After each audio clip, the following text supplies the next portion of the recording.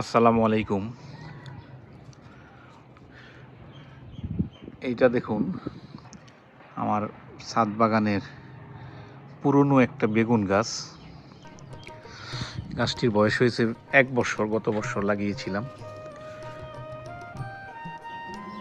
মোটামুটি গাছটি আমাকে ভালোই ফলন দিয়েছে। দেখুন গাছের বয়স হয়ে গিয়েছে। বেগুন গাছ সাধারণত 3-4 মাস ভালো ফলন দেয়, পরবর্তীতে ফলন খুব একটা ভালো হয় না।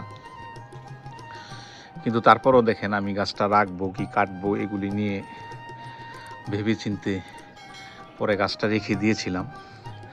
দেখুন মোটামুটি মাশাআল্লাহ ভালোই বেগুন ধরেছে। পুরনো গাছেও অনেক বেগুন দেখা যায়, পাওয়া যায়, কিন্তু বেগুনগুলো তুলনামূলকভাবে সাইজগুলো একটু ছোট। আগে যে বড় বড় বেগুন হইতো নতুন থাকা অবস্থায়, এখন একটু ছোট হয়ে গেছে। তো যাই হোক, তারপরেও খারাপ না, মোটামুটি ভালো বেগুন ধরেছে, খাওয়াও যায়, দীর্ঘদিন থেকে খেতে পারতেছি।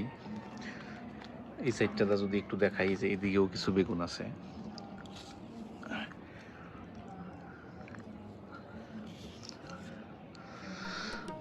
তো এই জন্যে আমার মনে হয় পুরনো বেগুন গাছ যদি রাখার মতো ব্যবস্থা থাকে, ফেলে না দিয়ে এটাকে একটু যত্ন নিলেই নতুন করে আবার প্রচুর পরিমাণে ফলন আসে।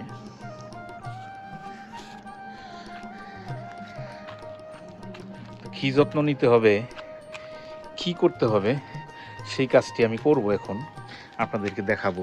আপনাদের ছাদেও যদি কারো এরকম বেগুন গাছ থাকে, পুরনো গাছ, সেই গাছগুলোকে ফেলে না দিয়ে রেখে দিতে পারেন। রেখে দিলে অবশ্যই কিছু না কিছু ফলন পাওয়া যাবে। তবে নতুন গাছে যেরকম হয় হয়তো এরকম হবে না, কিন্তু না হইলেও মোটামুটি খারাপ না একেবারে। আর সেটা হলো, একটা নতুন গাছ লাগালে মোটামুটি 2-3 মাস অপেক্ষা করতে হয়। কিন্তু এগুলিতে আমার মনে হয় এই পুরানো গাছে ডালপালাগুলো যদি আমরা কেটে দিই, কেটে দেওয়ার পরে হয়তো বা বেশি সময় লাগবে না, হয়তো আবার 15 দিন 1 মাসের মধ্যে আবার ফলন আসতে শুরু করবে। তো যাই হোক, আমি যে কাজটি আজকে করব সেটা হলো এই ডালগুলো কেটে দিব, সবগুলো কেটে দেওয়ার পরে দেখি কীরকম হয়, কী অবস্থা হয়। কাটাকাটি শুরু করে দিলাম। এই যে দেখুন, এই গাছটা আমি এই যে এইখান থেকে কেটে দিব। এই যে কতটুকু জায়গা কেটে দিচ্ছি দেখুন।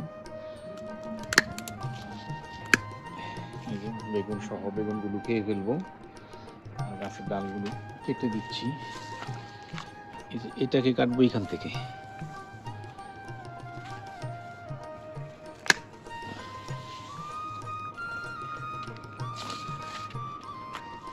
এই যে যত লতানো পাতানো ডালপালা আছে সবগুলো, যে এটার মধ্যে বেগুনও আছে, কেটে দিলাম, কেটে দিতেছি। এই যে এদিকে আর একটা দেখুন লতানো পাতানো ডাল আসছে। এই যে এটাকে আমি কেটে দিলাম।